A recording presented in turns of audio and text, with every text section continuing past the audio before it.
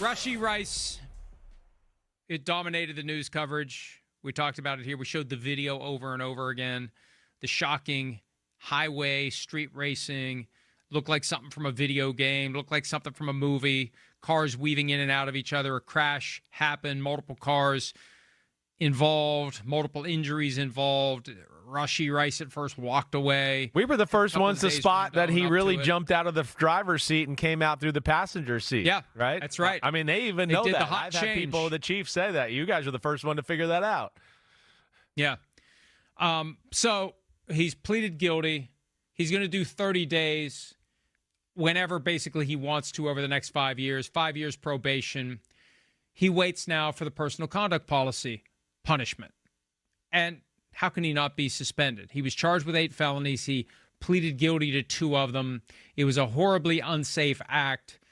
And he said on Saturday that right now it's all still in the works. My understanding is this. They're waiting for the NFL to propose a suspension. And I think everyone would prefer to work this out and come up with an agreement. Right. A specific number of games. Yep. Like they did with Justin Tucker. Different facts, but Justin Tucker didn't have any formal process.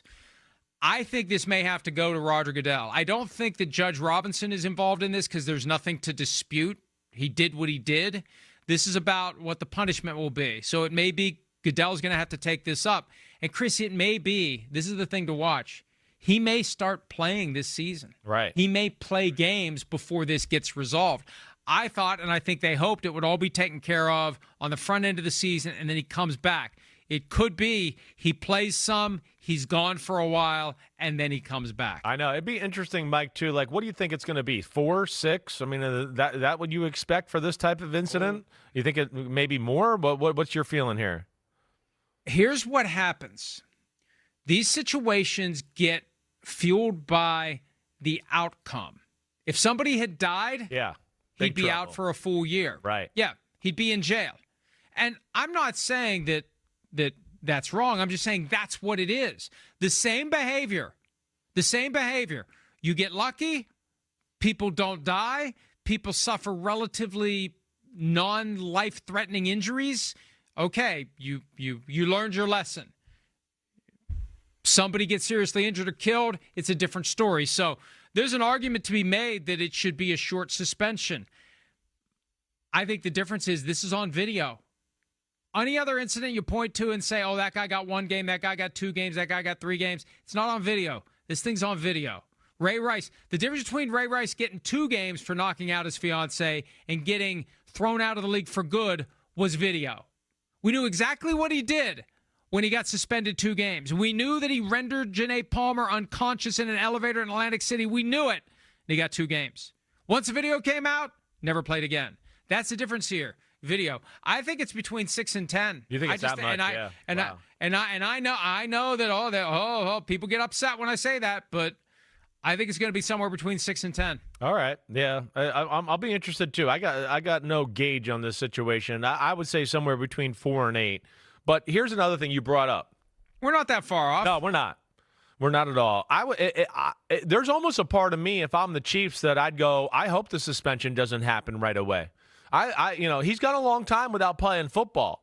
Maybe it would be good to get a few games under your belt, just play a little bit, get used to the game before you take another sabbatical, right? Instead of just having just one huge long sabbatical from last year, and then he got hurt, and now you get into this year, and all of a sudden, hey, maybe you do miss the first 6 weeks, and you're like, damn, okay, it's mid-October, and here I'm finally going out into play, where it might serve him better as the player to maybe he gets to play against the Chargers and the Eagles week 1 and 2. Help the team out a little bit that way, get back in the flow. Then you take, the suspension, and hopefully you go, okay, at least I played a little football, got used to the game, got in a little game shape here, and can feel comfortable about when I get back after the suspension. I think there's merit to that. The key is to have him available and ready to go when the season culminates. Because they found ways to win games without him last year, and they'll muddle through it. But, the real issue here is this. You want the lesson he learned to be learned by others without doing the same thing. Yeah. That's why I think a longer punishment may be in order here, because it becomes the thing that scares other players from doing the thing he did. And you get them to understand, even though he got lucky, right, you still want to deter the behavior. You don't want to play Russian roulette with a 2,000-pound vehicle that is capable of killing people. You don't want to do it. We saw what happened with Henry Ruggs. Dante Stallworth ended up being involved in a DUI manslaughter thing years ago and missed a whole year. But you want guys to understand, we're not going to play this game of we'll take the risk and let's see what happens. Let's not take the risk. Hi, it's Mike Florio. Thanks for watching PFT on YouTube. Hit subscribe for the latest news and analysis from Pro Football Talk.